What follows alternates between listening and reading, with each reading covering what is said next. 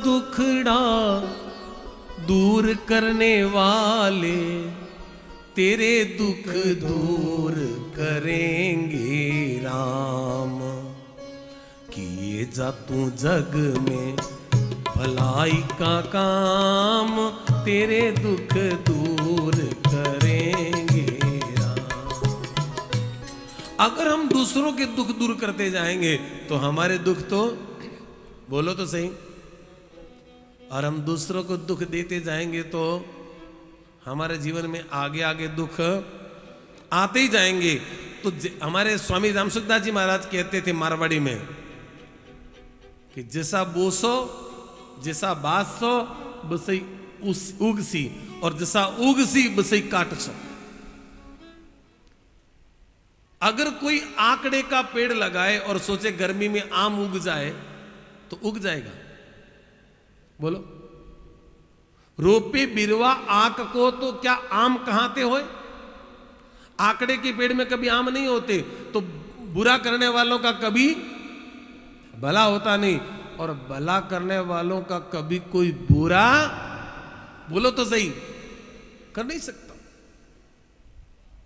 सच्चाई जिसके साथ उसे कोई मार नहीं सकता, सच्चाई जिसके साथ उसे कोई मार नहीं सकता। कोई लगा ले चाहे जितना जोर, वो बंदा हार नहीं सकता, कितना ही कोई जोर लगाए। जिसके साथ सत्य है, परमात्मा है, वो व्यक्ति हार नहीं सकता। कुंभकर्ण ने कहा रावण तुमने अच्छा काम नहीं किया, तूने कुल को कलंकित किया है। रावण ने देखा ये नींद में से उठा है ना, जब व्यक्ति नींद में से उठता है तो अपनी ओरिजिनल भाषा बोलता है। कुंभकर्ण की ओरिजिनल भाषा है, ओरिजिनल भाषा बोला। तब रावण ने उसको गले से लगाया और उसको समिष भोजन करवाया, मांस खिलाया, मदरा पिलाई, तामसी भोजन करवाया। और जैसा खावे अन्न और वैसो होवे, और जैसो पीवे पानी और बसी निकले वाणी। अन्न बहुत सोच के खाना चाहिए। जिस किसी का न्योता आ गया वहीं जीवन चले गए। अरे उसके घर का अन्न कैसा है, उसकी कमाई कैसी है, वो कैसे कमाता है, लोगों के खून चूस के वैसे इकट्ठा करता है। अगर वो अन्न खा लेंगे तो हमारी भी बुद्धि। और आजकल तो बहुत सुविधा हो गई, किसी के घर खाने को बुलाए तो चले जाना चाहिए, घर से खाना खा के जाओ। और आजकल तो लिफाफा देने के बाद अगला आपको यही कहता है देख लो थोड़ा, जैसे ही मन ओछा कर लो। कौन मनवार करता है हमारी, पूछता कौन है? आजकल सब जगह जीवन में बफेलो सिस्टम है। कौन सा सिस्टम? बफेलो। वैसा खाते हैं वैसे ही खड़े खड़े खाते हैं। ठाण बने उसमें जा जाके चर लो। कोई छुआ है न छूत है, कोई जो स्त्री घर के कोई पूजा पाठ में काम हाथ नहीं लगा सकती, वो भी वहीं से सब्जी लेके खा रही है। जिनको छूत की बीमारी है वही वहीं से फुल्का लेके ले रही है। जिनको जो नहीं करना चाहिए काम, वो भी वहीं जा रही है। और बड़ी बड़ी गले में कंठी पहनते हैं, माला पहनते हैं, अपने आप को वैष्णव कहते हैं। ओ जय श्री कृष्ण इतना गहरा गहरा करते हैं कि मत पूछो। जय श्री कृष्ण इतने गहरे गहरे जय श्री कृष्ण करते हो, चप्पल पहन के खड़े खड़े खाते हो, उस समय वैष्णव धर्म कहां चला गया हमारा? इतने लंबे लंबे तिलक किए हैं, इतने लंबे लंबे बाल बनाए, दाढ़ी बनाई है, पीतांबर पहनते हैं, बगलबंदी पहनते हैं, गले में माला पहनते हैं महाराज जी, और खड़े खड़े चप्पल जूता पहन करके खाते, उस समय आपका वैष्णवपना कहां चला गया? धर्म की बात करने वाले धर्म को जीवन में क्यों नहीं उतार पा रहे हैं? अगर धर्म की बात करने वाले लोग धर्म को जीवन में नहीं उतारेंगे तो धर्म एक मखौल बन जाएगा। और आपको पता है कथावाचकों के ऊपर लोगों की दृष्टि ज्यादा होती है, उनकी हर क्रिया पे लोगों का ध्यान होता है। महाराज जी क्या खाते हैं, महाराज जी क्या पहनते हैं, महाराज जी करते हैं क्या, महाराज जी क्या करते हैं क्या। जब हम जर्दे के खिलाफ बोलते तो लोग, मुझे पता लगा कलकत्ते में मैं ज़्यादा ही बोल गया था जर्दे गुटखे के खिलाफ, तो किसी ने धीरे से हमारे साथ वालों को पूछा महाराज जी गुटखा नहीं खाते हैं क्या? अरे वाह, इतनी इंक्वायरी। हम लोग मना करते कथा में कि जूते पहन के खाना नहीं खाना चाहिए। और मैं कहीं शादी में था तो बहुत मेरे परिचित थे, तो उन्होंने कहा महाराज भोजन वही करना है। मैंने कहा भोजन कर लूँगा, पक्की रसोई खाऊंगा, मैं कच्ची नहीं खाता हूँ। तो बोले ठीक है। तो मैंने कहा वहीं सबके साथ बैठ के खाएंगे। तो मेरी अलग से टेबल लगी, और पक्की रस्सी समझते हो जिसमें पानी नहीं लगे, परोठा तेल से तला जाता है, फल का कच्चा है क्योंकि उसमें पानी रहता है। तो मैंने कहा दाल नहीं खाएंगे क्योंकि वो कच्ची गनी जाती है, चावल नहीं खाएंगे बात उसमें पानी होता है, हम परोठा ले लेंगे और दही ले लेंगे और आराम से बैठ के आप लोग 56 भोग करोगे। तो जहां मैं बैठा था वहां गोल मेज थी और मेरी कुर्सी लगी थी, मेरे पास मेरे 2 साथी थे, भोजन कर रहे थे हम लोग। तो जैसे हम बैठे बैठते हम लोगों को, अब हम अपनी प्रशंसा नहीं करें, हम सब लोगों की आदत पड़ गई है खाना खाते समय अपने आप जूते चप्पल उतारते नहीं है, उतर जाते हैं। तो जूतों को एक किनारे किया और बैठ गए। टेबल के चारों तरफ कुशन लगा था लटकने वाला। एक माता जी को चिंता हुई, देखते हैं आज महाराज बैठे हैं, जरूर जूते पहन के खाते होंगे। उनको पता नहीं कहां से टेंशन शुरू हुआ, वहां आई और टेबल के कुशन के ऊपर करके कुछ ढूंढ रही थी। तो मैं को भाई क्या जोवे तुम, मारवाड़ी में, भाई कहीं जो है क्या हमारी चप्पल गुम गई, मैं को अट्ठे खोली क्या कि ए है तो जो, मैं को भाई तू थारी चप्पल को जो है, तुम्हारा जूता जो है केकड़ी पेरुड़ा है तो काल जाल कथा में बात कर सकूं। और कदाचित हो सकता कि भगवान न करे वो जूते पहने हुए रह जाते, अभी थाली आई नहीं थी और अब तक मैंने नहीं खोले होते, तो पता है क्या होता, वही माता जी कभी न कभी कोई कथा में आती और पीछे बैठती, और जब मैं जूतों की बात करती तो मुंह के आगे एक पल्लू रखती और धीरे से पड़ोसन को कहती, एक बार महाराज जी जूता पैर जिमता मैं खुद दिखिया है। इसीलिए कथा में आते हो। अच्छी बातें कथा में आती है, वो लेके जाते कि नहीं जाते, कदाचित भगवान न करे कभी ऐसा हो जाएगा तो फिर वो उसी बातों पे इनका ध्यान जाता है। 56 भोग लगा दो गिद्ध के आगे, वो नहीं खाएगा, वो जाकर के बोलो तो सही गंदगी खाएगा। ऐसे लोग गिद्ध की तरह हैं जो हमेशा गंदी बातों की ओर ध्यान लगाते हैं और अपना समय खराब करते हैं, दूसरे का समय खराब करते हैं। कथा से आओ, अच्छी चीज लो। विवेकानंद जी ने मेरे शिष्यों से कहा, मैं क्या करता हूं उस पर ध्यान मत दो, मैं जो कहता हूं बोलो तो सही उस पर ध्यान दो। मैंने भी अपने व्हाट्सएप का जो स्टेटस है ना उस पर लगा रखा है, कभी खोल के देख लेना। मैंने उसमें लिखा है, मुझे नहीं मेरी तो मानो। आप मुझे मत मानो, आप कोई पंडित जी की पूजा करें, उनकी तस्वीर लगाएं, आप उनको गुरु जी बनाएं, मैं नहीं चाहता कि आप ऐसे कोई व्यक्ति की पूजा करें, भगवान की पूजा करो। पर जो हम कथा में जो बातें कहते हैं वो भगवान की बातें, कम से कम उनको तो आप मानो, मुझे नहीं मेरी तो मानो। जो कथा में जो बातें कहते हैं उनको तो फॉलो करते नहीं। कोई छोटी छोटी बात हो जाती है, कभी ये हो जाता है, अरे महाराज ये क्यों हो गया, महाराज जी, अरे इतने बड़े प्रश्न करो भैया, जैसे आपका भी कल्याण हुए हमारा भी कल्याण हुए। ये छिद्रान्वेषण की बातें, छोटी बात छोटे लोग करते हैं, और बात करते ही व्यक्ति के व्यक्तित्व का पता लग जाता है कि इसकी सोच कितनी छोटी है। सोच बड़ी रखो, विजन बड़ा रखो। मैंने एक दिन कथा में कहा था, विजन बड़ा रखो, गोल बड़ा रखो, एम बड़ा रखो, लक्ष्य बड़ा रखो। हमें बहुत आगे बढ़ना है, इन छोटी छोटी बातों में अपना टाइम वेस्ट मत करो, अभी हमें बहुत आगे जाना है। कुंभकर्ण जब मांस मदिरा का भोग लिए तो अब इनके मन में तामस प्रवृत्ति आई। कहा, हे रावण, कोई सेना की जरूरत नहीं, मैं अकेला जाऊंगा और सारी राम की सेना को माराऊंगा। अब देखो इतना बलवान तो ही है वो। तो जैसे ही कुंभकर्ण आया मैदान में, महाराज धरती थरथराई। कुंभकर्ण तो बड़ा बलशाली था। राम जी ने कहा, विभीषण ये कहा, महाराज कुंभकर्ण है, बहुत बलवान है, तो इसके साथ किसको युद्ध करवाना चाहिए? बोले महाराज पहले युद्ध नहीं, पहले मुझे जाने दो। विभीषण जी गए, जाकर के कुंभकर्ण को उन्होंने प्रणाम किया। किसने? बड़े भाई को प्रणाम किया। विभीषण जैसे प्रणाम किए, महाराज उनकी आंखें तो नशे में मदमस्त थी। तो पूछा, कौन हो तुम? विभीषण ने कहा, भैया पहचाने नहीं, आपका छोटा भाई विभीषण। विभीषण तू अभी जिंदा है? तू नहीं मरा? वो रावण कह रहा था सब मर गए। बोले भैया रावण को मैंने समझाया था, उन्होंने मुझे लात मार करके लंका से निकाल दिया, कहा चले जाओ। तब मैं श्री राम की शरण में चला गया, मेरे प्रभु ने मुझे स्वीकार कर लिया, मुझे अपना लिया है, और अभी मैं राम जी की तरफ से हूं और मैं आपको प्रणाम करने का आया हूं। आप तो 6 महीने के बाद जगे हैं ना, इसलिए। विभीषण अंदर का भाव जगा, विभीषण तू राम के पक्ष में चला गया? बोले हां। श्री राम ने तुझे अपना लिया? बोले हां। ओ हो। इतने राजी हुए कुंभकर्ण, और विभीषण जी को गले लगाते हैं कुंभकर्ण, और कहते क्या है, बड़े ध्यान से गोस्वामी जी ने लिखा है, धन्य धन्य ते धन्य विभीषण, भय होता निशिचर कुल भूषण,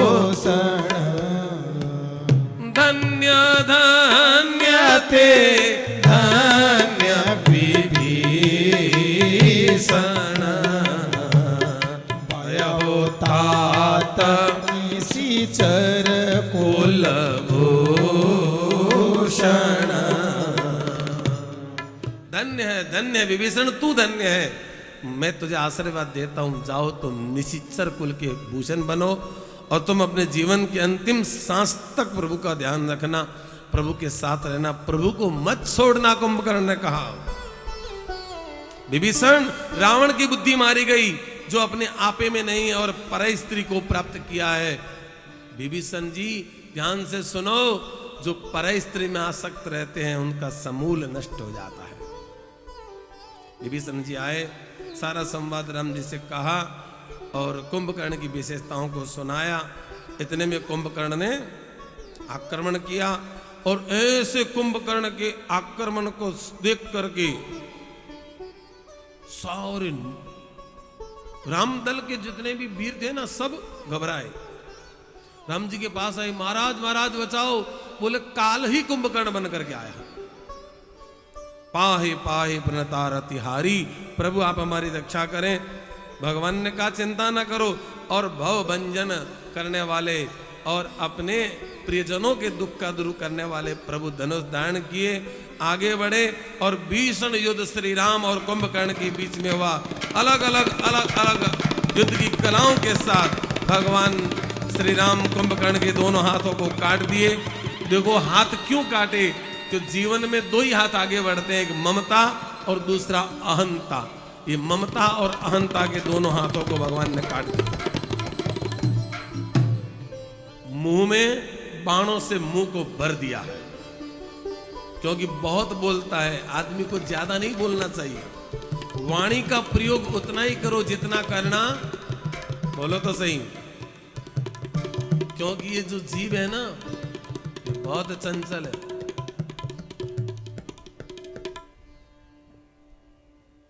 महाराज विभीषण जी ने कहा था हनुमान जी को, महाराज हनुमान जी मैं लंका में रहता हूं, मेरा जी जानता है मैं कैसे रहता हूं। जैसे दांतों के बीच में, तो मुंह में सबसे ज्यादा कमजोर कौन है, बोलो तो सही, थोड़ा जोर से बोलो ना। नहीं, एक बार जीव ने जाके भगवान से कहा, प्रभु मुझे इन दांतों से बचाओ, ये सारे पत्थर जैसे कठोर है, मैं कोमल हूं, पता नहीं कब कोई मुझे काट जाएगा। तो भगवान ने दांतों को बुला करके 32 के 32 दांतों को इंस्ट्रक्शन किया, आप जीभ का ध्यान रखना। कहा महाराज आपने हमें तो कह दिया, अब जीभ को कहना कि हमारा ध्यान रखना। बोले वो क्या रखेगी महाराज, बोलती तो वो है, लोग तोड़ते दांत हैं। जब किसी को कुछ बोलते तो सामने वाला क्या कहता, दांत तोड़ दूंगा। महाराज ये तो बोल करके अंदर चली जाती है, टूटते हम हैं।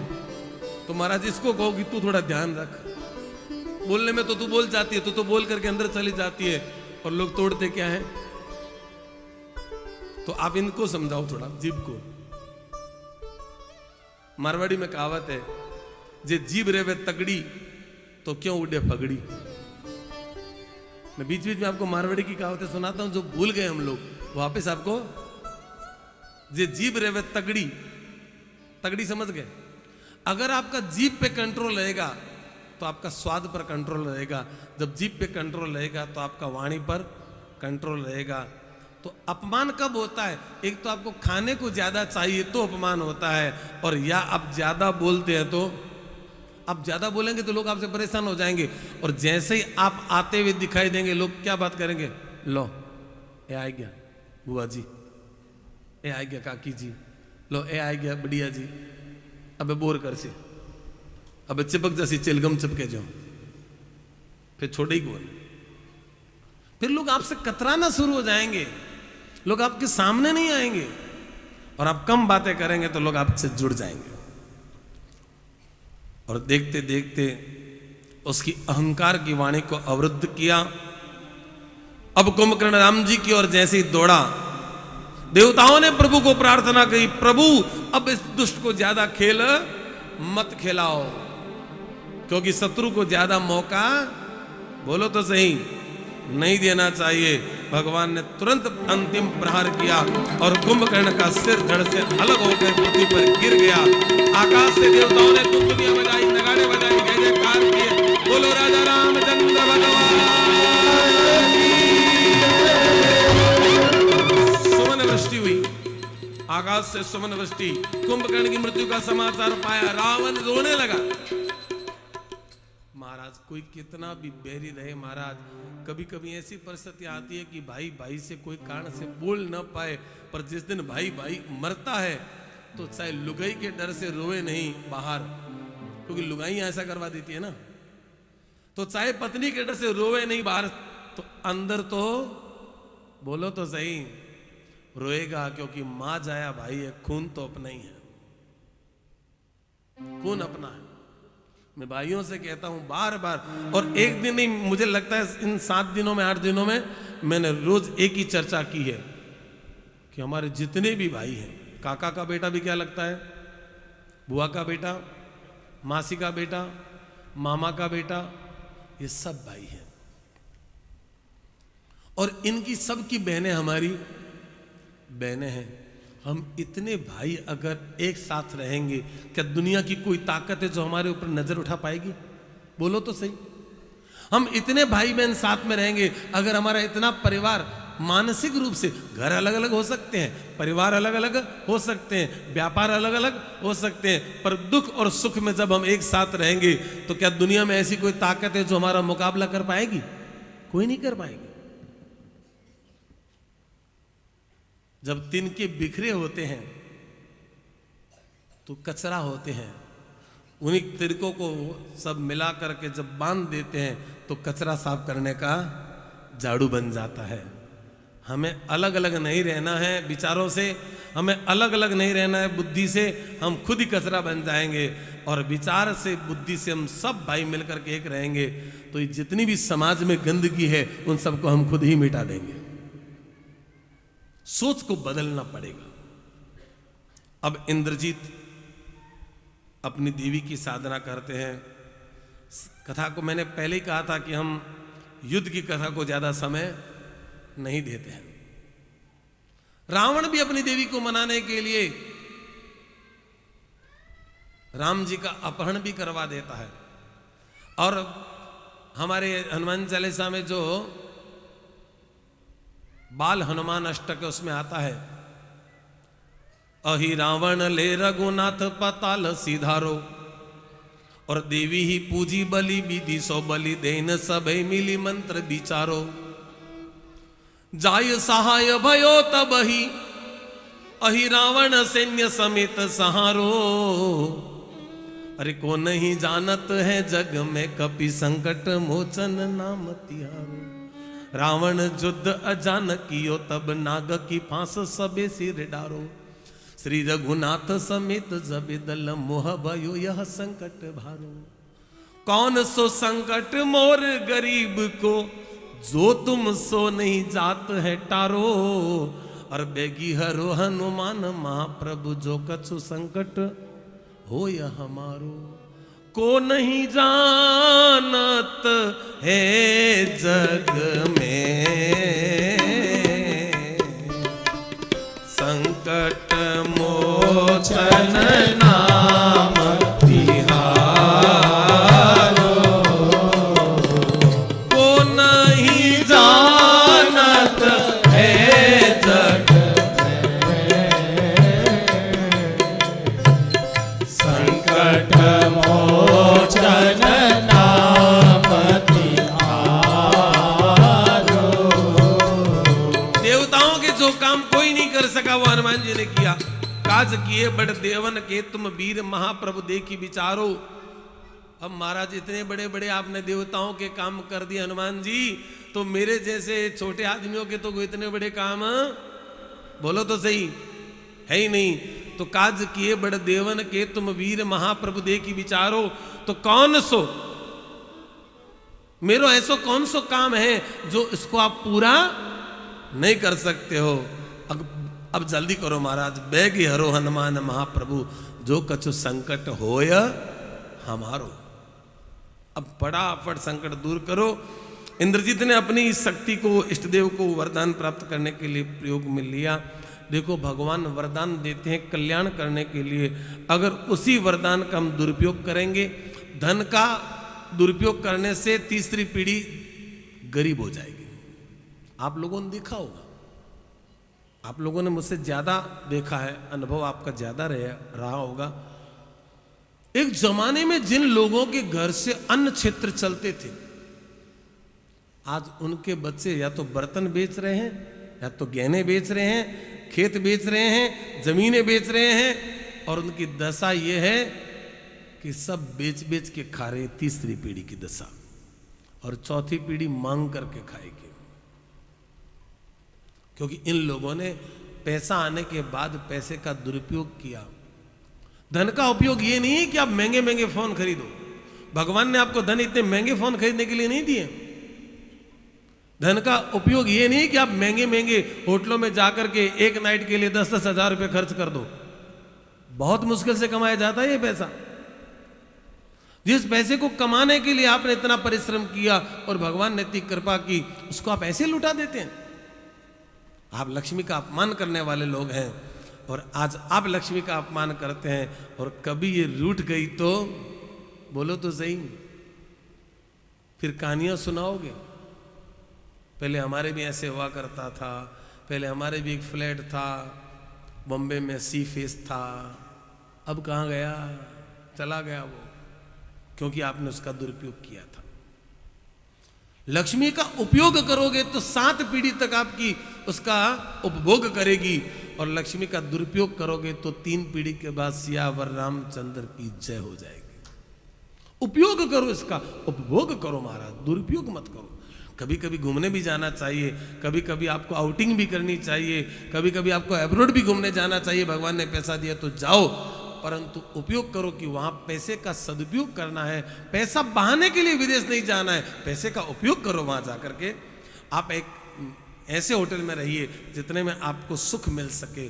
बहुत दुनिया में बड़ी बड़ी होटलें हैं, जितना बड़ा करोगे उतना थोड़ा है, जितना करोगे उतना थोड़ा है। सबसे बढ़िया कोई न कर पाया न कोई कर पाएगा। संतुष्ट होकर के पूरा विश्व दर्शन करो। घूमना चाहिए, घूमने से अनुभव मिलता है। आप विभिन्न देशों की संस्कृति का दर्शन करेंगे तो आपको वहां से बहुत कुछ सीखने को मिलेगा। मेरी ऐसी मान्यता नहीं कि आपको विदेश भ्रमण नहीं करना चाहिए। मैं तो कहता हूं समर्थवान लोगों को प्रतिवर्ष कोई न कोई देश में जाकर के वहां 3-4 दिन रहना चाहिए, और वहां की संस्कृति को, वहां की मूल विचारधारा को, वहां का भौगोलिक और वहां की सांस्कृतिक चीजों को समझ करके आना चाहिए। और फिर उससे जो आप प्रभावित हुए, इंस्पायर हुए, उनको अपनी डायरी में लिखो। और आपके जीवन की डायरी एक बाइबल, एक गीता, एक कुरान, एक पुराण बन जाएगी। और आपके बच्चे जब कभी संकट में आएंगे तो आपके इतने वर्षों के अनुभव की डायरी को खोलेंगे तो उनको एक नया मार्ग मिलेगा। उनके लिए वो मैप का काम करेगा कि हमें जीवन में क्या करना चाहिए।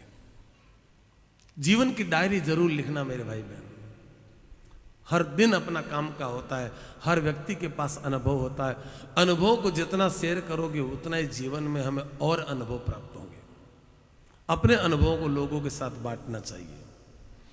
अपनी साधना को भगवान की कृपा का दुरुपयोग मत करना। आजकल लोग दिखावे में जितना धन खर्च कर देते हैं उतना धर्म में नहीं करते। धर्म की बात आते ही वो ठिठुक जाते हैं, नहीं नहीं नहीं नहीं इतना तो नहीं करवाएंगे, इतना तो नहीं करवाएंगे, इतना तो नहीं। और दिखावे में धन का इतना प्रचलन हो गया। मुझे तो कभी कभी लगता है कि थोड़े बरसों के बाद गरीब आदमी तो भागवत और रामायण कथा करवाने में ही घबराएगा। वो तो सोच ही नहीं पाएगा कि हमें रामायण करवानी है कि भागवत करवानी है, क्योंकि भागवत जी का रामायण जी का इतना आडंबर अगर कोई कर देगा, रामायण जी में तो इतना आडंबर नहीं है, अभी तक भगवान की कृपा है। भागवत जी में तो लोगों ने इतना आडंबर कर दिया, इतनी साड़ियां छपानी पड़ेगी, इतना ये करना पड़ेगा। कहां लिखा है भागवत में? अरे कोई किसी ने किया है, वो समर्थवान है, उसने कर दिया, उसके देखा देखी मत करो। जिसके पास नहीं है वो अपने हिसाब से भागवत करवाइए। और कोई भी व्यास ये शर्त नहीं रखता होगा मेरे ख्याल से कि आपको ये करना पड़ेगा, मेरे ख्याल से नहीं रखता होगा। और आजकल हो ये रहा है कि जितना खर्चा और जितना धन हमारा धार्मिक काम में नहीं लग रहा है, उससे ज्यादा किराए में, आने जाने में, वैभव में, ठाठ में, खान पान में लग रहा है। और नाम किसका होता है? हम तो भागवत में इतना खर्चा करके आए हैं, उसमें खाने का कितना निकाल दो, होटल का किराया कितना निकाल दो, आने जाने का खर्चा कितना निकाल दो, आपने अपने नाम के लिए जो खर्चा किया वो निकाल दो, आपने अपने वैभव के लिए जो वहां पे किया वो निकाल दो, तो भागवत का क्या बचा? रामायण का क्या बचा? पूजा पाठ का क्या बचा? अभिषेक में पंडित जी लेते हैं 700 रुपए, 500 रुपए पंडित जी को देते हैं, 500-700 रुपए, और 200-250 आदमियों का खाना कर दिया। और खर्चा क्या बताते हैं? अभी अभिषेक करवाया मैंने 10,000 रुपये खर्च किए। अभिषेक में नहीं, अपना वैभव दिखाने के लिए। अभिषेक में तो क्या किया? वही दूध 5-7-10 किलो लगना है, वही पंडित जी को 500-700 रुपए देने, 4 पंडित जी है तो 2,000-2,500 रुपए हो गए बस। और चढ़ावा करेंगे तो उसके हिसाब से चढ़ावा। और चढ़ावा किसको कर रहे हैं? भगवान को। वो गिनाते किसको है? क्यों पंडित जी इतने तो आपके आ ही गए होंगे, तो तूने पंडित जी को दिए कि भगवान को दिए? तो पंडित जी को क्यों गिना रहा है? इसका मतलब तुम्हारे मन में भगवान के चढ़ाने का भाव नहीं है। किसके चढ़ाने का है? बोलो तो सही। भगवान का भाव नहीं, पंडित जी का भाव है। वो हिसाब करते समय कहता है क्यों पंडित जी देखो अभिषेक में आपके 2,000 तो ऐसे ऊपर आ गए, और ये हो गए। अच्छा 2,000 पंडित जी के आ गए कि भगवान के आ गए? अभी तो तू कह रहा था हिरण्य गर्भ गर्भस्तम हिम बीजम विभावसौ अनंत पुण्यदायकम मत शांति प्रिय क्षमे। हे भगवान मैं आपको दे रहा हूं, इसके बदले में आप मुझे बहुत देना। तो आपने भगवान को दिया नहीं, तो अब आपको बहुत भी, बोलो तो सही, नहीं मिलेगा। कथाओं से भाव बदल के जाना। आप जो भगवान के चढ़ गया उसमें भी आप अपनी मोहर लगाते हो कि मैंने भगवान को चढ़ाया है। और अगर आपने भगवान को चढ़ाया है तो क्या ये नोट आपने अपने घर में छापे थे क्या? ये किसका दिया हुआ है? भगवान की चीज भगवान को देते हो तो भी इतना गिनाते हो, तो दूसरों को तो गिना ही सकते हो महाराज। त्वदीय वस्तु गोविंदम, ये सब चीज गोविंद की है। और गोविंद की वस्तु गोविंद को देने में भी अगर हम अभिमान करते हैं कि मैं दे रहा हूं, मैं कर रहा हूं, तो भले आदमी फिर तू किसका है? भगवान का नहीं। एक गीत में लिखा है जो देते हैं भगवान को धोखा, तो इंसा को क्या छोड़ेंगे। ये भगवान को धोखा देने वाले भक्त देते हैं भगवान को धोखा, तो इंसा को क्या छोड़ेंगे। भगवान को गिना देते हैं। अपनी साड़ी पहनते हैं तो 5,000 की, और घर में पंडित जी पूजा करने नवरात्रि में आते हैं, उनको साड़ी देनी है तो 200-250 वाले दे दो। बोले दुकानदार को पहले से ऐसे बोलते हैं, वो देने लेने वास्ते कोई माता जी और वास्ता चाहिए। माता जी के लिए ये मुद्रा है, माता जी के लिए चाहिए, मतलब माता जी तो ऐसे वैसे है। भाव ही अशुद्ध है, बिगिनिंग गलत है, शुरुआत गलत है। होना चाहिए जैसा हम पहनते हैं कपड़ा वैसा हमारी जगत जननी पहनेगी, तभी तो वो खुश होकर के हमें और ज्यादा देगी। 10 छाबड़ी चढ़ाने की जरूरत नहीं है, 10 श्रृंगार छाबड़ी मत चढ़ाओ, एक श्रृंगार छाबड़ी, और उसमें जो सामान वो क्वालिटी का होना चाहिए। सस्ते वाला कंघा दे दिया, सस्ते वाली लिपस्टिक आप तो लगाते नहीं। जब आप जो लिपस्टिक नहीं लगाते, आप जो बिंदी नहीं लगाते, आप जो तेल नहीं लगाते, वो माता जी क्यों लगाएगी?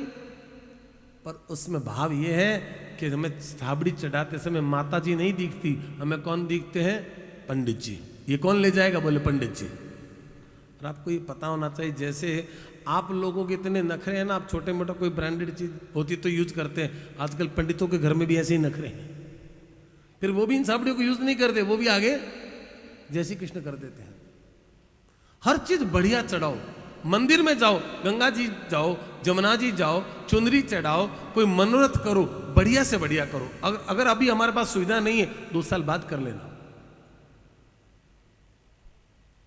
चाहे चुनी मनोरथ करो, चाहे आप 56 भोग करो, चाहे आप कुछ भी करो। मेरा कहना का मतलब केवल कथा नहीं है, कुछ भी ठाकुर जी का काम करो, सबसे बढ़िया ठाकुर जी का होना चाहिए। ठाकुर जी का प्रसाद चाहे 1 किलो बनाओ, चाहे पाव बनाओ, फिर उसमें रंग नहीं डालना है, फिर केसर की जगह केसर ही आनी चाहिए। अगर इतनी केसर हम नहीं डाल सकते तो बिना केसर की खीर चढ़ा दो, पर खीर में ये पीला रंग जो आता है, गाय छाप, वो नहीं डालना चाहिए। ये भगवान के साथ धोखा है कि केसर का रंग दिखा करके आपने भगवान के साथ धोखा किया है, और धोखे का प्रसाद कभी में फलीभूत नहीं होगा। ठाकुर जी के प्रसाद में कभी केमिकल के कलर नहीं डालने चाहिए। केसर की है व्यवस्था तो केसर डालो, नहीं तो सफेद खीर चढ़ा दो। कहां लिखा है कि केसर की खीर होनी चाहिए? और भगवान ने पैसा दिया है तो खूब घोट करके बोलो तो सही, केसर डालो। बादाम पिस्ता डालने के लिए मान लो पैसा नहीं है तो केवल चावल की खीर चढ़ा दो, और भगवान ने पैसा दिया है तो खूब उसमें बादाम पिस्ता डालो। पर ऐसा नहीं कि आर्टिफिशियल बादाम डाल दिए, आजकल पिस्ते भी आते हैं आर्टिफिशियल, वो डाल दिए, ऐसा नहीं डालना चाहिए। हम जैसा भगवान को चढ़ाते हैं, भगवान उसी भावना से हमें वापस देते हैं। और जैसा कि आप लोग वैष्णव हैं, आपको पता है भगवान कभी कोई पदार्थ खाते नहीं है। आप तोल करके भगवान को भोग लगा दो और वापस उठा करके उसको तोल लो, 1 ग्राम भी कम नहीं होगा। भगवान स्वाद नहीं लेते, भगवान सूंघते हैं। और क्या सूंघते हैं? आग्रह्य सर्वदेवानाम, वो आपकी भावनाओं को सूंघ लेते हैं कि ये 56 भोग इसने करवाया है, ये मनोरथ इसने करवाया है, ये कथा इसने करवाई है, ये यज्ञ इसने करवाया है, ये अभिषेक इसने करवाया है। वो किस भावना से करवाया है? दिखावे के लिए करवाया है कि अपने कल्याण के लिए करवाया है? अग्रह्य सर्वदेवानाम। इंद्रजीत को इतना बल प्राप्त, रावण को इतनी शक्तियां प्राप्त, पर जब उन शक्तियों का, जब उन बलों का उन्होंने दुरुपयोग किया, अब तो क्या हुआ? इंद्रजीत लक्ष्मण के हाथों मारा गया। बारी किसकी आई? बारी रावण की आई। रावण के मरने का समय, तीसरी बार मंदोदरी ने पांव पकड़े, मेरे स्वामी मेरा कहना मान लो। किंतु रावण, बोलो तो सही, नहीं माना। वो अस्त्र शस्त्रों से सुसज्जित होकर के और गर्जना करते हुए जैसे ही रणभूमि में आया है, धरती डोल उठी। उसकी आवाज में इतना दम है। देखो, प्रशंसा जिसकी हो करनी चाहिए, इसलिए नहीं कि हम राम के पक्ष हैं तो रावण की निंदा ही निंदा करेंगे। उसकी आवाज में इतनी ताकत है। वो जैसे ही रणभूमि में आया, उसने आवाज लगाई। सबसे पहले किसको आवाज लगाई? कहां है विभीषण? कहां है विभीषण? अंगद, सुग्रीव, हनुमान, जाम्बवंत, आज मैं आपको जीवित नहीं छोड़ूंगा। राम जी का नाम ही नहीं लिया। राम का नाम लियो तो कल्याण हो जाएगा। विभीषण ने प्रभु को कहा, प्रभु आ गया है। भगवान ने कहा, चिंता न करो विभीषण, सब ठीक होगा। प्रभु ने जैसे ही अपने काल्पनिक रूप से विजय रथ पर बैठे हैं, सच में रथ नहीं है, मतलब विजय की ओर जा रहे हैं। प्रभु जैसे ही विजय रथ पर चढ़े और रावण के ऊपर जैसे ही आक्रमण करने को तैयार हुए, विभीषण जी थोड़े घबराए। क्यों घबराए? क्योंकि उसको पता है कि रावण बहुत वैभव संपन्न है और इसके पास कई आसुरी शक्तियां भी हैं। तो विभीषण जी को डर लगा कहीं ये रावण अपनी आसुरी शक्तियों से मेरे प्रभु को आघात न कर दे। तो मेरे प्रभु ने, राम ने युद्ध करने से पहले बहुत सुंदर लीला की। कहा विभीषण तू क्या कहता है?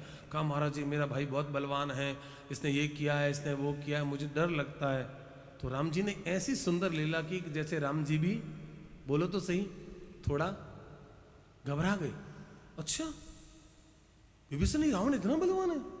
बोला हाँ, इसने बड़े बड़े राजा महाराजों को जीता है, देवताओं को जीता है। अरे महाराज ये शनि को दबा के रखता है, नवग्रह की आज्ञा में, नक्षत्र इसको पूछ के चलते हैं। अच्छा अब राम जी यहां नहीं कह सकते रावण की तरह, हे विभीषण मेरा नाम राम है, नहीं कह सकते। अब सोचा विभीषण का शंका दूर कैसे करें। कहा विभीषण फिर क्या करना चाहिए? कहा महाराज थोड़ा संभल के। तो इतने में अगस्त मुनि आ गए। कौन आ गए? युद्ध के मैदान में अगस्त मुनि आए। और ये कथा जो मैं आपको सुना रहा हूं वाल्मीकि रामायण से सुना रहा हूं। वाल्मीकि रामायण में लिखा, ततो युद्ध परिशांतम समरे चिंतयासतम रावणम सागरतो दृष्ट्वा युद्धायम समुपस्थितम। और जैसे ही रावण युद्ध के लिए उपस्थित हुआ और उसी समय राम घबराए। ये घबराने की लीला की। विभीषण जी ने सोचा मेरे प्रभु को कोई बल कैसे मिले, क्योंकि युद्ध में जाए, इंटरव्यू में जाए, और अगर व्यक्ति डिप्रेशन में जाएगा तो जरूर फेल हो जाएगा, वहां तो पुष्ट होना चाहिए। और उसी समय कौन पहुंच गए? बोलो तो सही, ब्राह्मण। कौन? अगस्त मुनि।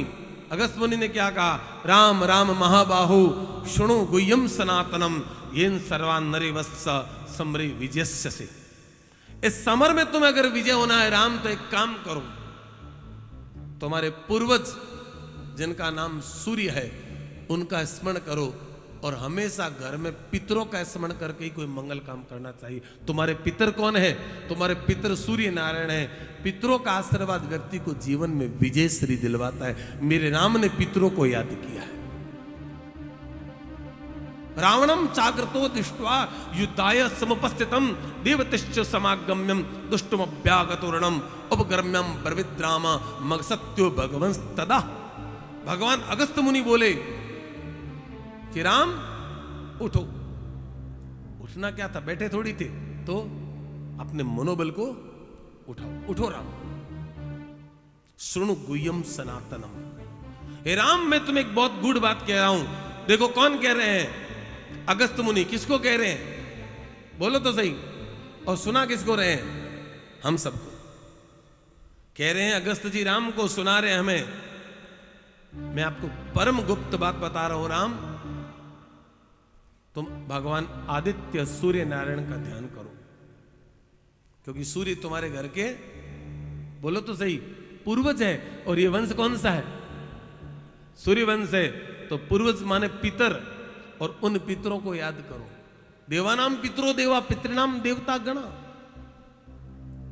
देवलोक मृत्युलोक से बहुत दूर है और पितरलोक मृत्युलोक से बहुत निकट है।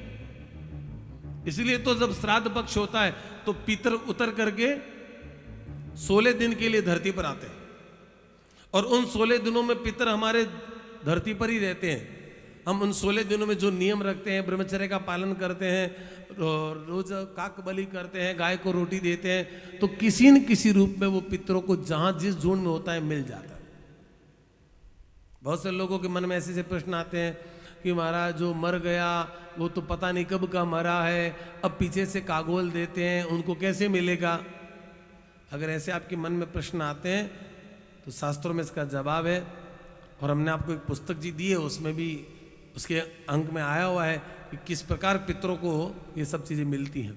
आप जो पुस्तक मैंने पहले दिन आप लोगों को दी है, पुष्टि मीमांसा, उसमें इसका जवाब है कि किस प्रकार कोई पितर मान लो आज से 50 साल पहले भी मृत्यु को प्राप्त हुआ और आज उसका श्राद्ध पक्ष के दिन श्राद्ध निकालते हो तो वहां तक कैसे पहुंचता है। अगर वो आज मान लो घोड़े की जून में है तो वो आपका निकाला हुआ श्राद्ध उसको घास के रूप में प्राप्त होता है। कैसे होता है वो किताब में पढ़ लो, इतना समय नहीं है अभी। तो सूर्य नारायण भगवान को याद करवाया, और देखो वैसे ही भी एक बात बता दें, कॉन्फिडेंस बढ़ाने के लिए सूर्य उपासना ही होती है। जिन लोगों का आत्मबल बहुत कमजोर है उनको 2 काम रोज करने चाहिए। कौन कौन से? एक तो सूर्य भगवान की उपासना करे और दूसरा अपने पिता का आशीर्वाद रोज लेवे। जो पिता का आशीर्वाद लेते हैं उनका आत्मबल बढ़ता है, और जो मां का आशीर्वाद लेता है उसका मनोबल बढ़ता है। मां मनोबल और पिता आत्मबल, और भाई का आशीर्वाद भुजबल है, और बहन का आशीर्वाद बुद्धि बल है। बहन का भी आशीर्वाद लगता है, बहन की भी कृपा जरूरी है। बहनों को खुश रखते हैं तो घर में बीमारी कम आती है, व्यापार में उन्नति ज्यादा होती है। बहनों को सदा खुश रखा करो, बहनों की खातिरदारी, उनकी सेवा, बोलो तो सही, समय समय पे करते रहो। हमारे राजस्थानी भाषा में तो कहते हैं कि बेटी जब चप्पल भी पहनती है ना तो ससुराल के पैसों की नहीं पहननी चाहिए, तो बोलो तो सही, पीहर के।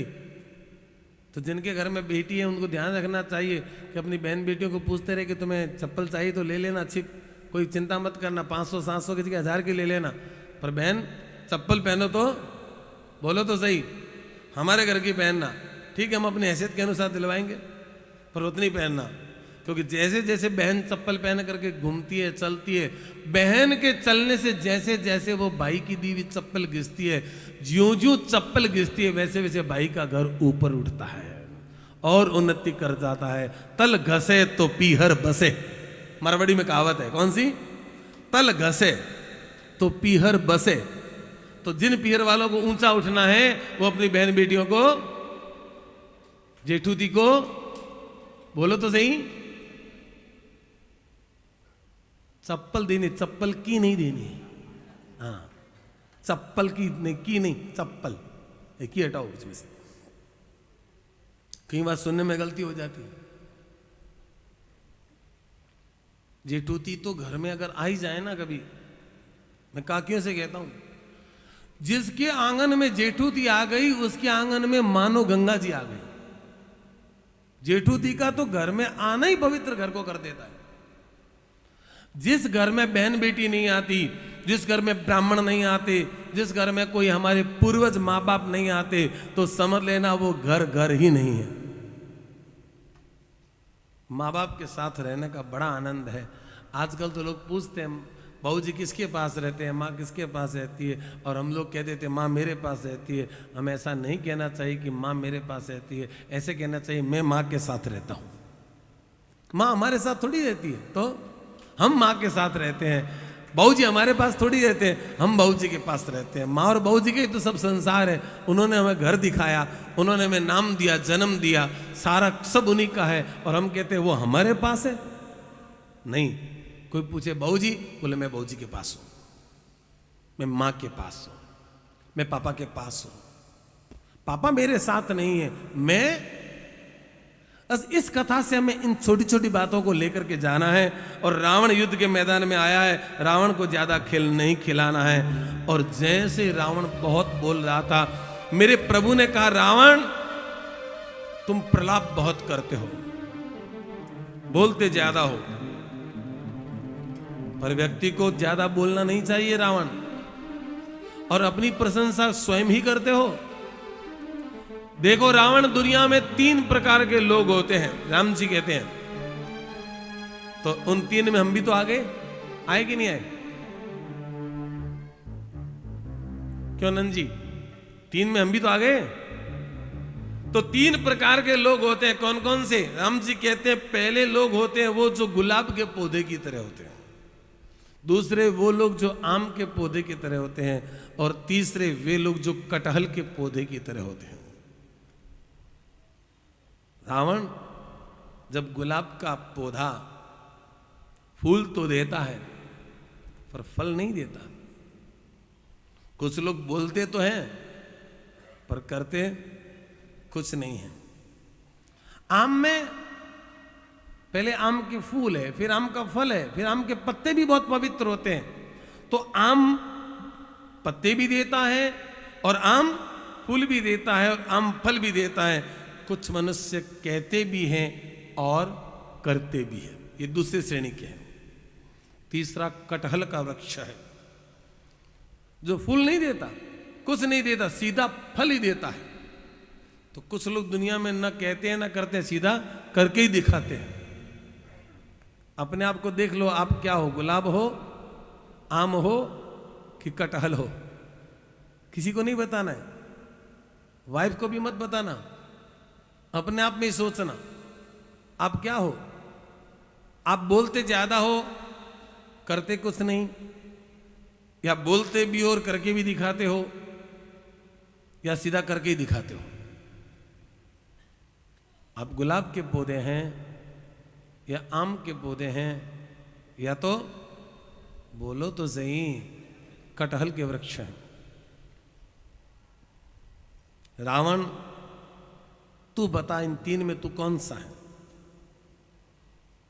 लक्ष्मण जी पास में आए, कहा प्रभु इसको उपदेश न करो, इसको मार दो।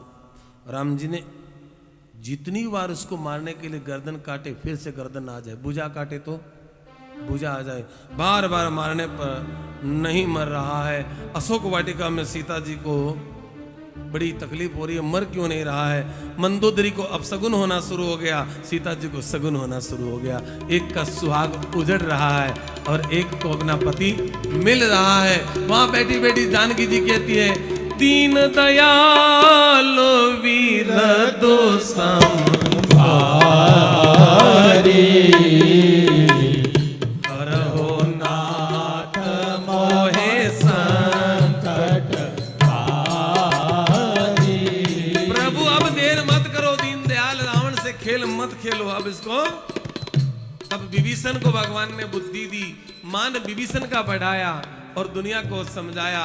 कोई भाई अगर नष्ट होगा तो भाई का भाई भेद निकालेगा, तभी कोई भाई नष्ट हो जाता। अगर भाई के साथ भाई खड़ा है तो मजाल है कोई भाई किसी भाई का कोई बिगाड़ सके। विभीषण जी ने सलाह दी, महाराज एक दो नहीं 31 बाण छोड़ो, और एक साथ मेरे प्रभु ने 31 बाणों का संहार किया। कितने? 31। 10 बाणों से 10 गर्दन को काटा, 20 बाणों ने 20 भुजाओं को काटा। कितने हो गए? 30। और 31वां बाण जाकर के जो अमृत कुंड विभीषण जी ने बताया नाभि में, उसमें जाकर के लगा, और जैसे ही वो बाण लगा, पहली बार रावण के मुंह से निकला, राम राम राम तुम कहाँ हो? धड़ाम से धरती पर देह गिरी। अरे महाराज देह क्या गिरी, मानो पहाड़ गिर गया हो, इतना भीषण शब्द हुआ। और मरते हुए रावण ने कहा, राम राम बोलो कौन जीता है? मैं जीता कि तू जीता? लक्ष्मण ने कहा, मर रहा है तो भी अभिमान, बता मैं जीता कि तू जीता? राम, अब तो राम बोलना शुरू हो गया। तो लक्ष्मण ने कहा, तू मर रहा है और अभी भी तेरा अभिमान नहीं गया नहीं, तू बीच में बोल। इतने में लक्ष्मण जी से कहते, लक्ष्मण तुम बीच में मत बोलो, मेरा संवाद राम से हो रहा है। राम बोलो कौन जीता, मैं जीता कि तू जीता? राम जी ने कहा, मैं समझा नहीं। समझ तो गए थे। राम जी ने कहा, मैं समझा नहीं, आप क्या कहना चाहते हैं? राम तुम बताओ कि इस युद्ध में कौन जीता है, और अपने मन से बताना, मैं जीता कि तुम जीते? राम जी ने कहा, आप ही बताइए। राम, मैंने प्रतिज्ञा की थी कि मैं जीते जी आपको लंका में नहीं आने दूंगा, पर वो आज मेरी प्रतिज्ञा पूरी हुई, आप लंका नहीं आए। अब मैं मर रहा हूं, अब आप लंका में प्रवेश कर सकते हैं। तो भगवान ने रावण की प्रतिज्ञा को पूरा किया। ये कोई बहुत बड़ी बात नहीं है। प्रबल प्रेम के पाले पड़ के प्रभु को नियम बदलते देखा।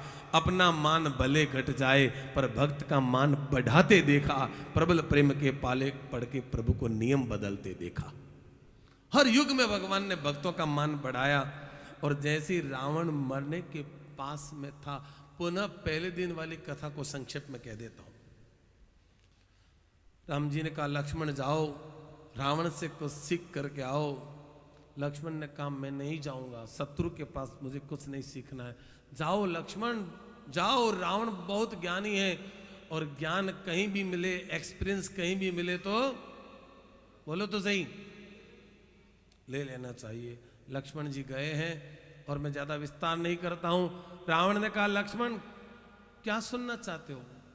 कहा महाराज आपका जीवन बहुत साधना से, साधनों से युक्त होकर के रहा है, आप मुझे अपने जीवन का कुछ अनुभव देंगे? कहा लक्ष्मण बहुत बातें हैं पर अब समय मेरे पास नहीं बचा है। लक्ष्मण इतना ही कह सकता हूं कि देखो मैंने अपने जीवन में जो गलतियां की वो तुम अपने जीवन में कभी, अब आप भी सुन ले कौन सी गलतियां। मेरे जीवन की पहली गलती ये थी, मैं चाहता था तो सोने में सुगंध डाल सकता था, मैं चाहता तो यहां धरती से लेकर के आसमान तक, स्वर्ग तक सीढ़ियां और पेड़ियां बना सकता था, पर मैंने सोचा इसमें कौन सी बड़ी बात है, जब चाहूंगा तब, बोलो तो सही। और हुआ ये कि मेरा प्रोजेक्ट अधूरा रह गया। जीवन में जो काम करना है वो कर लो, आपको तीर्थ करना है कर लो, आपको दर्शन करना है कर लो, आपको यज्ञ व्रत अनुष्ठान करने हैं कर लो, आपको कथा कीर्तन करवाना है करवा लो, बाद में के चक्कर में मत रहना, मैं इसी चक्कर में सब कुछ खो चुका हूं। पहला मेरा ज्ञान ये है। लक्ष्मण मेरा दूसरा ज्ञान ये है कि अपने कॉम्पिटिटर को, व्यापार हो चाहे दैनिक जीवन हो, कभी छोटा, बोलो तो सही, पता नहीं कब वो कॉम्पिटिटर जिसको हम छोटा मानते हैं और वो हमें बीट कर जाएगा। जितना जल्दी हो, कुछ चीजें ऐसी हैं उनको फटाफट निपटा देना चाहिए। किसको? शत्रु को, बीमारी को, और तीसरा कर्ज को, लोन, जितना जल्दी चुका दो, पता नहीं कब आफत बन जाएगा। जितना नहीं लिया उससे ज्यादा तो ब्याज देना पड़ जाएगा। इसको बराबर चुका देने में ही फायदा है। रास्ता तभी कटता है जब हम बराबर चलते रहते हैं, लोन तभी उतरता है जब बराबर किस्तें भरते रहते हैं। एक किस्त को ही आप अगर मिस कर गए तो सियावर रामचंद्र की जय, अब ये लोन हमारे ऊपर हावी हो जाएगा। तो उसी प्रकार लक्ष्मण, मैंने ये गलती की जो मैंने अपने शत्रु को कमजोर समझा। मैंने देखा रीछ बंदर भालू मेरा क्या बिगाड़ेंगे। जीवन में कभी गलती मत करना लक्ष्मण। और तीसरा ज्ञान क्या दिया लक्ष्मण? मैं राम से ज्यादा बलवान था, मेरे पास राम से ज्यादा सत्ता थी, मेरे पास ताकत थी, मेरे पास सब कुछ था। सोने की लंका मेरे पास थी, राम के पास में नहीं थी। जितना मेरे पास था उतना राम के पास में नहीं था, और जितना बल मुझ में उतना बल राम में भी नहीं था। फिर भी मैं हार गया। और राम, कारण एक है लक्ष्मण कि मेरा भाई मेरे साथ नहीं था, और राम के साथ राम का भाई खड़ा है, और जिसके साथ भाई खड़ा है उसको दुनिया में कोई हरा नहीं सकता। और जो भाई का नहीं हो सका वो दुनिया में किसी का, बोलो तो सही, जो भाई भाई का नहीं हो सका वो किसका हो जाएगा महाराज? जो बेटा बाप का नहीं हुआ वो किसका हो जाएगा? मारवाड़ी की भाषा बोलूं, जिकी लुगई आप रे धनीरी को हुई निभा केरी हुई जैसे, कौन इसका विश्वास करे? और विलाप करते करते मंदोदरी रणभूमि में आई और हाथ जोड़ करके राम जी को तो प्रणाम करती हैं और अपने पति के सिर को गोद में रख करके कहती है, जान्यो मनुज करी धनुज कानन दहन पावक हरि स्वयं जेहि नमत शिव ब्रह्मादि सुर भजे हो नहीं करुणामय आ जन्म ते पर हरत भोगमय तव तनु अयम दियो निज धाम राम नमामि ब्रह्म रामयम। हे विप्र, हे प्रियवर, हे स्वामी, हे मेरे नाथ, हे मेरे मालिक, हे मेरे प्रभु, राक्षस कलूपी वन में आज भगवान ने सब कुछ जला दिया है। मैंने पहले ही कहा था, आप मेरा कहना मान लो पतिदेव, आपने मेरी बात को माना नहीं, आपने राम का भजन नहीं किया।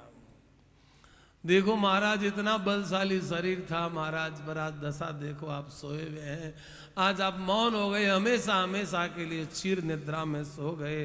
अब कहाँ गया वो आपका भुजबल, कहाँ गया वो आपकी गर्जना, कहाँ गया आपका वो सैन्य बल महाराज, सब धरे के धरे रह गए। जोर जोर से पत्नी विलाप कर रही हैं। प्रभु ने आदेश दिया, विभीषण जी जाओ। अब देखो भाषा बदल गई, महाराज रावण का अंत्येष्टि कर्म करो। भाई कोई जीते जी होता है तब तक लड़ाई होती है, कोई आदमी मर गया अब इससे क्या बैर करना है। मरने के बाद किसी से बैर नहीं करना महाराज। जीते जी सबके होती, किसकी नहीं होती।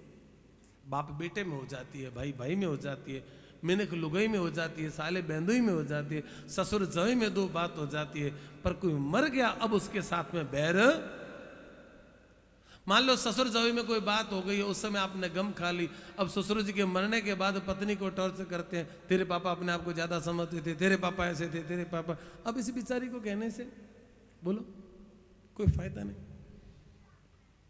प्रभु ने लंका की राजगादी विभीषण को अभिषिक्त करवाया, रावण का अंत्येष्टि कर्म हुआ और वहां से सम्मान सहित सीता जी को लिवाया गया। राम जी तो अंदर नहीं गए क्योंकि वो तो वनवास में है, तो किसी के घर नहीं जाते। सीता जी आई और अग्नि परीक्षा करवाई। हालांकि कुछ लोगों ने इसका विरोध किया है कि राम ने अग्नि परीक्षा करवाई। अग्नि परीक्षा नहीं, आपने पहले कथा सुनी कि नहीं सुनी? सीता जी को कहां दे करके गए थे? अपनी दी हुई प्रॉपर्टी किसी से वापस लेना अपराध है क्या? अग्नि को सीता दी, फिर अग्नि से वापस सीता ले ली और अग्नि देवता खुद ला करके दे करके गए हैं। और जैसे ही सब कुछ लेकर के महाराज सीता जी आ गई और अब राम जी ने कहा, देखो विभीषण एक काम करो, ये जितनी भी यहाँ सोना चांदी हीरे जवाहरात है ना, बोले हाँ, इन सबको पुष्पक विमान में भर लो। रावण की सारी संपदा को पुष्पक विमान में भर लिया और रावण के जितने भी कपड़े पुराने वो भी रख लिए। बहुत से लोग मरने के बाद स्मृतियां रखते हैं, और बाबू जी रे हाथ रो है, और मासी जी रे हाथ रो। अब इनको क्यों रखते हो? अब क्या करेंगे? ये बाबू जी के हाथ की लकड़ी है, अब इस लकड़ी की पूजा करोगे क्या? ज्यादा स्मृतियां और दुख पैदा करती। सब सोना चांदी उसमें डलवाया पुष्पक विमान में। देखते देखते पुष्पक विमान आकाश में उड़ा। राम जी ने कहा सबको बांट दो। तो जो सोने चांदी के हीरे जवाहरात थे वो जमीन पे उछाल दिए। जितने भी बानर, रीछ, भालू राम जी की सेना के थे, सब ने उन सबको लूट लिया। लूटी हुई संपत्ति को वापस लुटा दिया। रावण लूट करके लाया था, उसको वापस लुटा दिया। धन की सीधी सीधी गति वो जैसे आता है, बोलो तो सही। आजकल लोग शॉर्ट की में पैसा कमाना चाहते हैं। कोई भी लड़का कोई ज्योतिषी के पास जाता है तो ये नहीं पूछता है कि मैं दुकान खोलना चाहता हूं, वो पंडित जी मेरा शेयर बाजार में लेनी है कि नहीं है, मैं एनसीडीएक्स करूं तो कैसा रहेगा, मैं एमसीएक्स करूं तो कैसा रहेगा। शॉर्ट की में पैसा कमाना चाहता है। उनको पता नहीं पैसा जैसे आता है फिर वैसे ही जाता है। धीरे धीरे पैसा आएगा तो कभी जाएगा तो भी धीरे धीरे। उन बांदरों ने, रीछों ने, भालुओं ने उन अलंकारों को पहना है। राम जी को पूछते हैं, राम जी हम कैसे दिखते हैं? राम जी कहते बहुत सुंदर दिखते हो। ये लूटी हुई चीज जंगल के लोगों की थी, पहाड़ों की चीजें थी। हीरे जवाहरात जंगल और पहाड़ों में फिर से डलवा दी। राम जी ने विचार किया है, 14 बरस पूरे हो गए हैं। 14 बरस पूरे हो गए विभीषण जी। अगर अब हम नहीं गए और एक दिन भी अगर देरी हो गई तो मुझे मेरा भरत फिर नहीं मिलेगा। तो क्या करना चाहिए?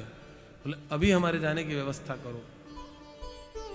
कहा विभीषण जी ने, महाराज मध्याह्न के बाद चले जाना। बोले नहीं, काम होने के बाद उस जगह पर ज्यादा, बोलो तो सही, हाँ टिकना नहीं चाहिए। काम होने के बाद जगह को छोड़ दो, फिर आपका मन बना रहेगा। और शादी हो गई, परिवार में सब काम हो गया, तो भी ससुराल से जीजाजी नहीं जाते हैं तो फिर जीजाजी का वो स्वागत नहीं होता जो 4 दिन पहले होता था। फिर जीजा जी भी एक परिवार के लिए टेंशन, अब इनको कहाँ रखें। अब ये तो पता नहीं टिकट कब का बनवा के लाए, इनको आगे का टिकट ही नहीं बनवाना चाहिए था। अब जीजा जी भी सबके लिए आफत हो गए। क्या 2 दिन पहले जी जू करते थे, था तो जीजा, अब हो गया घर का चूजा। जीजाओं से कहता हूं जिस दिन काम निपटे ना उस दिन शाम की फ्लाइट ले लो, तब कम से कम आपका एक मान तो रहेगा। जीजा जी आप रुकते ही नहीं, कभी तो रुका करो, बस इतना कहना ठीक है, सुनना ठीक है। आपने कहा, हमने सुना, भाई आपका भी मान रह गया, हमारा भी मान रह गया। नहीं तो रहने की प्रॉब्लम, रूम तो खाली करना है होटल का, इसको कहां रखेंगे फिर। और आजकल घरों में कोई एडजस्ट ना तो होता है ना कोई। पहले तो हम देखते थे शादी ब्याह में एक रूम में लेडीज सो जाती थी, दूसरे में आंगन में जेंट्स सो जाते, जैसे एक ही बाथरूम को सब यूज कर लेते थे। अब तो सबको तो अपनी किट अलग चाहिए, उसमें हाजमोला भी होना चाहिए। किट में भी हाजमोला होता है आजकल, हमने तो यही देखा था। मैंने पूछा ये हाजमोला क्यों, बोले किसी का जी दो रहा। अरे राम कथा में सबका जी सो रही होता है, जी दो रहा होता ही नहीं है, इसे जी दो रहा होता ही नहीं, जी सो रही होता है। तो सबकी पड़ी की पड़ी रह गई, किसी ने यूज ही नहीं किया। तो पुनः सुंदर विमान आया, और जैसे ही सुंदर विमान पे समय कम है, हम लोग सब बैठ गए हैं। और अंगद, नल, नील, सुग्रीव, हनुमान जी महाराज, विभीषण जी, जो वरिष्ठ लोग थे, सीनियर्स थे, उन सबको लेकर के वो पुष्पक विमान लंका से उड़ा। तो कुछ लोग पूछते हैं कितने सीटर का था, इतने लोग बैठ गए। 72 का है कि कितने का है, छोटा है या बड़ा था। बोले नहीं, उस विमान की विशेषता है क्या, उसमें एक सीट हमेशा खाली रहती है। आप कितने भी लोग बिठा दो, पर एक सीट हमेशा खाली रहेगी। सब बैठ गए, सीता जी, लक्ष्मण जी, हनुमान जी। ओहो, इतना ऊपर उड़ा। सबसे ज्यादा खुशी हनुमान जी को होती है, क्योंकि जब ऊपर उड़ रहा है तो हवा तेज लग रही है। तो हवा क्या लगती है उनके, पिताजी हैं। तो पिताजी के साथ रहने में जो खुशी मिलती है ना, वो हमारा अकेले रहने में नहीं है। घर में पिताजी के साथ रहने में आनंद ही आनंद है, माँ के साथ रहने में आनंद ही आनंद है। सबसे बड़ा आनंद तो क्या, हमसे छोटी मोटी कोई गलती हो जाए तो जिम्मेदारी किसकी। अगर कल के कोई आपको फोन कर दे, तो आपने राम कथा करवाई, हम लोगों को कहा ही नहीं, बोले पता नहीं पापा जी देख रहे थे, किसको कहा कि नहीं कहा, पापा जी को मालूम है, मुझे तो पूरा पता ही नहीं है। और जैसे किसी ने मान लो कह दिया कि भाई साहब बहुत अच्छा किया था प्रोग्राम, ये सब, तो बोले हम सब भाइयों ने मिलकर किया था, पापा जी तो आपको पता है आजकल दिखती नहीं है। लो, प्रशंसा ही तो हम भाइयों की, और जब कोई ओलबा आ गया तो पापा जी का। पर पापा जी को इसमें खुशी है कि भैया ओलबा मुझे दे दो, सबासी आप रख लो। इसलिए पापा का होना बहुत मुश्किल है। अभी आपने देखा मोता जी ने एक बहुत सुंदर भजन गाया कि भगवान तो फिर मिल जाएंगे पर माँ दोबारा नहीं मिलेंगी। तो भाग्यशाली व्यक्ति वो है जो माँ की सेवा करते हैं, और भाग्यशाली व्यक्ति वो है जो पिता की सेवा करते हैं। भगवान से यही प्रार्थना करें सबके माँ बाप का छत्र बना रहे, और जितने समय तक बना रहे वो स्वर्णिम काल है। वो काल सोने के अक्षरों में लिखने के लायक है जब माँ बाप हमारे ऊपर है, और जब छत्र भंग हो जाएगा महाराज, फिर क्या जीवन है। अब वो मजा नहीं है जब तुम छोटे थे। हम बहुत गलतियां करते महाराज, सब माफ करते माँ बाप। और आज हम लोगों को क्या हो गया, बुढ़ापे में माँ बाप एक गलती करते हम उन पे चिढ़ जाते हैं। पापा जी आप ये गलत करते हो, मम्मी आप ये गलत करते हो, भैया आप ये गलत करते हो। और उन मां ने जब पेट में 9 महीने रख करके इतनी लातें खाई, गीले में सो करके सूखे में सुलाया, अपने आंचल का दूध पिलाकर खुद का शरीर सुखाया, आज उस मां का ऋण भूल गए। आज उस मां में हम दोष देखना शुरू हो गए, मां ऐसे है, मां ऐसे है, मां ऐसे। अगर वो मां नहीं चाहती ना तो हमें बोलना नहीं सिखाती। वो मां चाहती थी कि मैं बोलना सीखूं, और जब तक हम नहीं बोले थे पता नहीं उसने कितने कितने जतन किए। कभी चिड़ियों का पानी पिलाया। जब कोई बच्चा नहीं बोलता है ना तो क्या करते हैं, एक पात्र में जल रखते हैं, फिर चिड़िया उसमें से पी लेती है, चिड़ियों का जूठा पानी पिलाते तो बच्चा बोल जाता है। माँ ने कितने कितने जतन किए कि मेरा लाल बोल जाए, और जब बोला तो ऐसा बोला कि माँ को बोल नहीं, बोलो तो सही। जब देखो माँ को तड़कता था, आप चुप रहो, आप मम्मी बोला मत करो बीच में। कितनी बार कह रखा है मेरे बीच में मत बोला करो, मुझे बर्दाश्त नहीं। वाह बेटा वाह, क्या यही दिन देखना बाकी था कि जब तू नहीं बोल रहा था, जब तुझे बोलना नहीं आता था, कितने कितने मंदिर गई थी। जब तुझे चलना नहीं आता था, कितने कितने देवताओं की गई थी। जब तू पढ़ता नहीं था, कितने कितने देवताओं को धोख लगाया था। और न जाने कितने देवी देवता और पितरों की कृपा से आज तू बोलने के लायक हुआ। और बोला तो ये बोला कि माँ तू चुप हो जा, पापा जब बोला मत करो मेरे सामने। धन्य है बेटा तुझे। अगर इस माँ को ये पता होता कि तू ऐसा बनेगा तो शायद ये न तो चिड़ियों का पानी पिलाती और न तो, बोलो तो सही।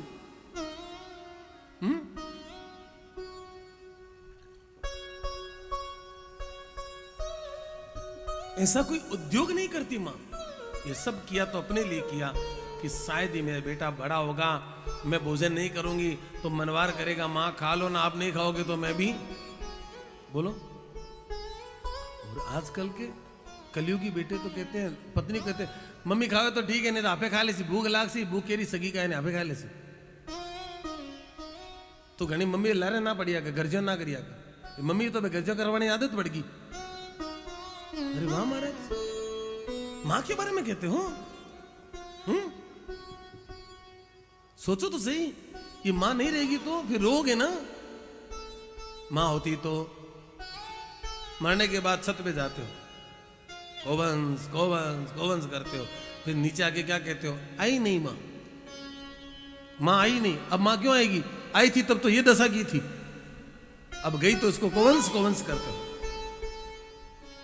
मरने के बाद कागुड़ निकालते हो, पंडितों को जिमाते हो, माँ को मिलेगा। जब माँ आई थी तब उसको कभी रसमलाई लाके दी, कभी उसको रसगुल्ला दिया, कभी सर्दियों में उसको गुड़ का रसगुल्ला लाके दिया कि ले माँ खा ले गुड़ का रसगुल्ला, थोड़ी ताकत रहेगी तुझे। उस समय उसकी मन की इच्छा को पूरा किया नहीं। मरने के बाद अयोध्या में जिमा रहे हैं, हम वृंदावन में ब्राह्मण जिमा रहे हैं माँ के लिए, हम वहां जिमा रहे हैं। और जब माँ थी तो माँ का किया नहीं। अरे आप माँ की तस्वीर को भी कभी साफ नहीं करते हो, माँ की फोटो को कभी फ्रेम सही नहीं किया, वो इतने दिन से खराब पड़ा है तो पड़ा है, और जाते तो माँ के पीछे किया। माँ का मान करो, माँ जीवे तो मान करो, माँ मरे तो मान करो, माँ चाहे किसी भी जूनी में है, माँ माँ है। माँ का अपमान मत करना, और माँ का अपमान करके कोई भी जीवन में आगे। हनुमान जी महाराज बड़े राजी हुए, और जैसे हनुमान जी आगे बढ़ते हैं, देखते देखते देखते बहुत दूर गए, और सबसे पहले पूरा विमान लेकर के वे कहां पहुंचे हैं, रणभूमि में।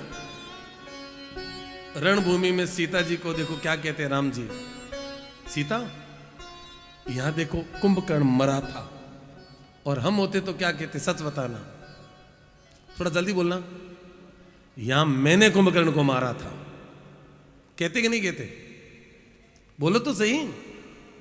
राम जी ने क्या कहा, यहां कुंभकर्ण मरा था, सीता यहां रावण मरा था। सीखो रामचरित्र से, अपनी प्रशंसा स्वयं न करो। और ऐसे ही चलते चलते चलते वहां सबको देखते देखते समुद्र के इस और आए, रामेश्वर मंदिर गए, नीचे उतरे हैं विमान को लेके। सीता जी को रामेश्वरम दर्शन करवाया, यहाँ रामेश्वर लिंग की स्थापना की थी, और भगवान शिव की कृपा से आज मनोरथ पूरा हुआ। देखो कुछ लोग ऐसा भी कहते हैं कि दोबारा जो रामेश्वरम आया इसका कारण क्या था, भगवान ने प्रायश्चित किया है कि मेरे से चाहे किसी भी रूप में हो, एक ब्राह्मण की हत्या तो हुई है, तो वहाँ प्रायश्चित किया मेरे प्रभु ने। और फिर वहाँ से विमान पर चढ़ करके और अगस्त मुनि के आश्रम आए, वहाँ से जैसे आए थे ना वैसे ही जा रहे हैं। फिर वहाँ से वाल्मीकि जी के यहाँ गए हैं, वाल्मीकि जी को प्रणाम किया और प्रयागराज पहुँच गए, और वहाँ भरद्वाज मुनि के आश्रम पहुँचे हैं।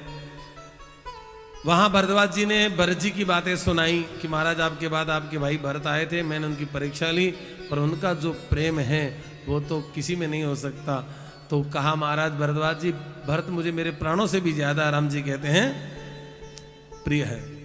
वहाँ से भरद्वाज मुनि का आशीर्वाद लिया, सीधे श्रृंगवेरपुर की ओर पहुंचे, जहां निषाद राज गुह्य राज दौड़ता हुआ आया, भगवान का स्वागत किया। गांव के सब लोगों को सूचना हुई, भगवान ने सबकी कुशल क्षम पूछी।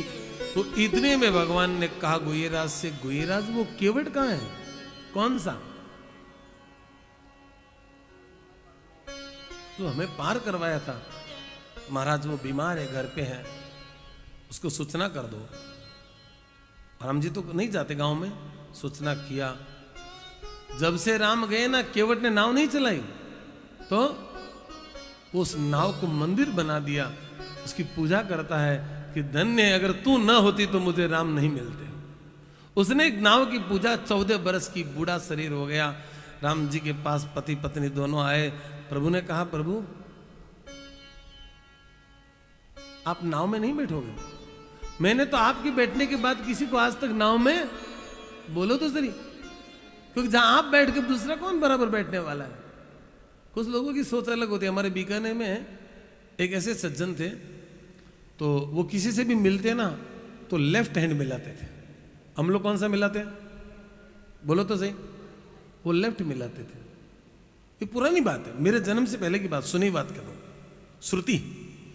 तो जब भी किसी से मिलते लेफ्ट हैंड मिलाते। तो उनको किसी ने पूछा, भाई साहब आप राइट हैंड क्यों नहीं मिलाते? बोले वो तो एक बार मैंने नेहरू जी से मिलाया हुआ है।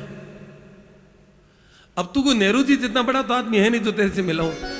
तो जो आज नेहरू जी से मिल गया वो तुमसे नहीं मिलेगा। तो जो नाव पे राम जी बैठ गए, भैया आप दूसरे को तो मैं नहीं बिठाऊंगा। तो मैंने आज तक बिठाया नहीं। आओ चलो चलो चलो नाव में बैठो।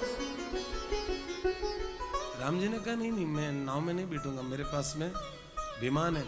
वाह प्रभु, जब आपके पास चढ़ने को विमान नहीं था, हैं? तब हमने आपको, और आज आपके पास विमान आ गया तो हम छोटे आदमियों को भूल गए। भगवान ने कहा नहीं केवट हमें जल्दी पहुंचना है। कहा हम जल्दी पहुंचा देते हैं। कहा नहीं केवट, अब तुम बोलो, तुमने कहा था कि आते समय तुम जो भी आशीर्वाद का प्रसाद दोगे मैं ले लूंगा। बोलो अब तुम्हें क्या दूं? कहा प्रभु कुछ नहीं चाहिए। जिस समय चाहिए था उस समय धन था नहीं।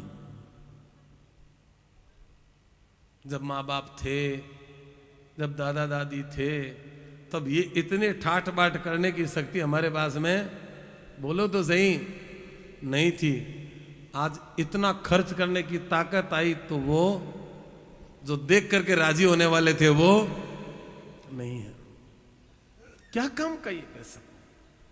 प्रभु मुझे कुछ नहीं चाहिए। अब कहा नहीं केवट, तुमने मुझसे कहा था कि मैं आते हुए लूंगा, तो अपनी पसंद की चीज मांग लो। कहा मांग लूं? बोले हाँ प्रभु एक इच्छा है। बोले क्या? मैं और मेरी पत्नी कभी फ्लाइट में नहीं चढ़े हैं। हम हस्बैंड वाइफ कभी फ्लाइट में नहीं चढ़े हैं, रोज हवाई जहाज को ऊपर से ही निकलते हुए देखते हैं। एक इच्छा है फ्लाइट में चढ़ने की। शुरू शुरू में सबकी होती है, जो कभी नहीं चढ़े उन्हें उनको बड़ा क्रेज रहता है, फ्लाइट चढ़ना है, फ्लाइट चढ़ना है। 20 बार फ्लाइट में जाने के बाद आदमी परेशान हो जाता है। 1 घंटे 1.5 घंटे पहले जाओ और फिर इतना जांच करवाओ, फिर ये करो, फिर निकलना। बोले सीधा ट्रेन में चले जाते हैं, आराम से सोते हुए जाएंगे। ये शुरू शुरू का क्रेज होता है 10-20 फ्लाइट तक का। कहा प्रभु हम कभी फ्लाइट नहीं चढ़े हैं, तो आप अपने विमान पे बिठाएंगे और हमारी इच्छा पूरी करेंगे। हम अयोध्या नगरी देखना चाहते हैं। तो भगवान ने कहा ठीक है, आपको अयोध्या दिखवा देते हैं। बात दिखवा देते नहीं, पूरी बात सुनो महाराज। हम फ्लाइट में चढ़ेंगे, आपके साथ अयोध्या जाएंगे, और जब तक ये शरीर रहेगा तब तक सरयू के किनारे भजन करेंगे। अब यहां नहीं आएंगे दोबारा। बोलो आप ले जाएंगे? राम जी ने कहा। विमान पर बैठे, 2 जने बैठ गए तो भी एक सीट खाली। समझते इसका मतलब क्या होता है? जीवन में चाहे कितना भी तनाव आ जाए, पर ऑप्शन हमेशा खुला रखो। अड़िग मत तो ये इनको तो मैं माल दूंगा ही नहीं, मर जाऊंगा तो नहीं दूंगा, ऐसा कभी मत कहना किसी व्यापारी के लिए। कभी मजबूरी हो जाए कि आपका माल कोई लेने वाला नहीं, केवल वही लेने वाला है, तब क्या करोगे? ऑप्शन रखो कि जहां तक होगा मैं नहीं दूंगा, अगर मजबूरी होगी तो दे दूंगा। ऑप्शन हमेशा लाइफ में रखो। लाइफ में ऑप्शन हमेशा रखना चाहिए। और जैसे ही वहां से विदा हुए, बड़ा सुंदर मनोरथ पूरा हो रहा है। राम जी जा रहे हैं, धीरे धीरे राम जी ने जैसे जैसे ही लंका कांड को विराम की ओर देते हैं, गोस्वामी जी कहते हैं बड़े आनंद के साथ, समर विजय रघुवीर के चरित जे सुनहि सुजाना, विजय विवेक विभूति नित तिन्हि देहि भगवान, यह कलिकाल मलायतना मन करि देखो विचार, श्री रघुनाथ नाम तजी नाहिन आन आधार। जो व्यक्ति भगवान रघुनाथ जी के समर विजय लीला का श्रवण करते हैं, कथा को सुनते हैं, भगवान उनके जीवन में नित्य विजय श्री देते हैं, वो विवेकशील होते हैं, वो ऐश्वर्य संपन्न हो जाते हैं। अरे मन, अब देखो गोस्वामी जी ने किसको कहा है? अरे मन, विचार करके देख, कलयुग पापों का घर है और रघुनाथ जी के नाम के सिवाय दूसरा इसका कोई आधार नहीं है। मन को समझाया। अब उत्तरकांड की कथा उत्तर काल में करनी चाहिए। उत्तरकांड की कथा मध्यान्होत्तर काल में, मध्यान्ह के बाद का जो काल है वो कौन सा काल है? उत्तर काल। तो उत्तर काल में उत्तरकांड की कथा करेंगे। बड़े भाव और प्रेम के साथ हम लोग पुनः यहाँ पर संयुक्त होंगे और उत्तरकांड की कथा करते हुए राम राज्याभिषेक की कथा करते हुए आज के कथा सत्र को हम भावपूर्ण रूप से प्रणाम करेंगे। मंगलम भगवान विष्णु, मंगलम गरुड़ध्वज, मंगलम पुंडरीकाक्ष, श्री मंगलायस्तनु हरि। जो करते रहोगे भजन धीरे धीरे, भजन धीरे धीरे,